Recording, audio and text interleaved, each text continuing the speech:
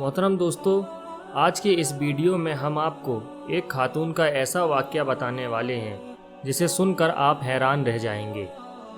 और इस वीडियो में उन सभी मुसलमानों के लिए एक ख़ास पैगाम है जो ईद की शॉपिंग छुप छुप कर रहे हैं। ऐसे लोग ये वीडियो आखिर तक ज़रूर देखें। मोहतरम दोस्तों, ये वाक़या एक खातून का है जिसका नाम कादिरा है।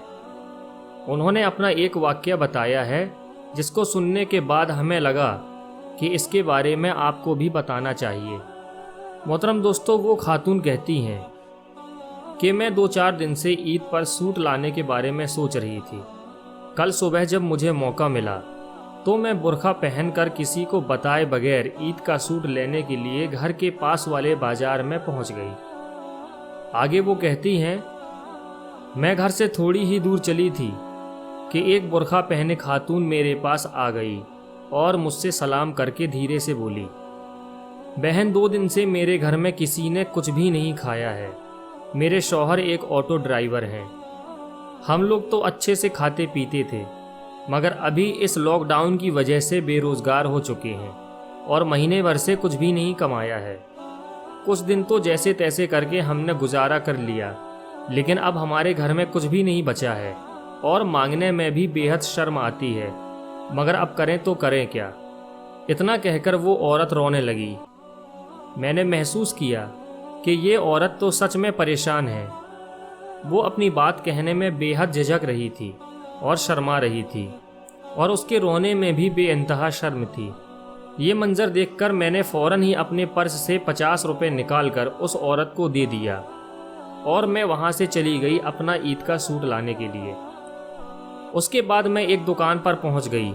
मैं जिस दुकान पर गई उस दुकान का मालिक अपने पास वाले दुकानदार से बातों में मशगूल था। मैंने दुकान में रहने वाले लड़के को सूट दिखाने को कहा। वो लड़का सूट पर सूट निकाल रहा था कि मेरे कानों में उन दुकानदारों की आवाज़ पड़ी। तभी मेरा सारा शौक शर्म से मर गया। मेरा ज़मीर मुझ पर लानत करने लगा। वो दुकानदार अपने पड़ोसी दुकानदार से कह रहा था कि भाई, भारत में तो ये कोरोना फैलता ही नहीं अगर ये मुसलमान ना होते। इन्हीं लोगों की वजह से पूरे भारत में ये बीमारी फैली है। इन्हीं लोगों ने पूरे देश में घूम घूम कर इस बीमारी को फैलाया है। देखा नहीं टीवी पर किस तरह से दिखा रहे हैं कि मुसलमान कैसे घूम घूम कर पूरे भारत में बीमारी फैला रहे हैं। उनकी इन बातों को सुनकर मेरे दिल और दिमाग में तूफान सा उठने लगा। मैं उनसे कई सवाल करना चाहती थी, मगर मैंने उनसे बहस करना मुनासिब ना समझा। खैर, उसके बाद मुझे उन सूटों में से एक सूट पसंद आ गया। मैंने उस लड़के से पूछा, ये सूट कितने रुपए का है? तो वो कहने लगा, ये सूट 2000 रुपये का है। मैंने कहा, ठीक है, मैं ले लेती हूँ, मगर मेरे पास जो पैसे हैं वो मुसलमानों के हैं। क्या आप इन पैसों को ले सकते हैं? आपको ये पैसे लेने में कोई ऐतराज़ तो नहीं है? तो वो दुकानदार कहने लगा कि क्या बात करती हो बहन, कैसी बातें करती हो?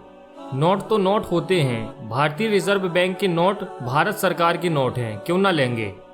तो मैंने कहा कि नहीं भाई, मेरे सारे नोट मुसलमानों के हैं। और इसके बाद मैंने कहा, भाई मुझे अभी अभी इस बात का एहसास हुआ है कि ये नोट मुझे आपको नहीं देना चाहिए, क्योंकि ये नोट मुसलमानों के नोट हैं। माफ़ करना भाई, मैं बाद में कभी आऊँगी। इतना कहकर मैं वहाँ से वापस आ गई। अब मेरी आंख पूरी रास्ते उस खातून को ढूंढ रही थी जिसने मुझसे मदद मांगी थी, लेकिन वो मुझे कहीं भी नहीं दिखी।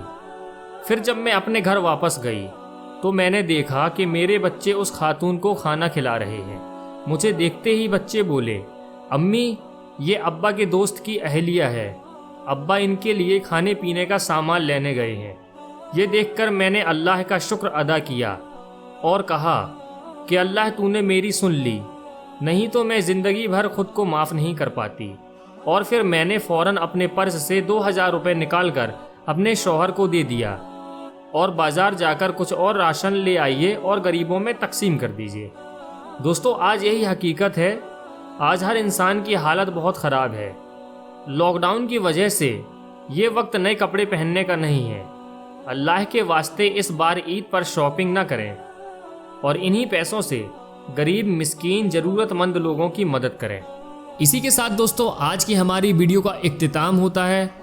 उम्मीद करते हैं दोस्तों आज का ये वीडियो आपको पसंद आया होगा। दोस्तों अगर आज की ये वीडियो आपको पसंद आई हो तो वीडियो को लाइक करें, अपने दोस्तों के साथ शेयर करें और ऐसे ही वीडियोस पाने के लिए हमारे चैनल को सब्सक्राइब कर दें। दोस्तों मिलते हैं एक नेक्स्ट वीडियो के साथ। जब तक के लिए अपना और गिरदो नवाह के तमाम साथियों का ख्याल रखिएगा। खुदा हाफिज़।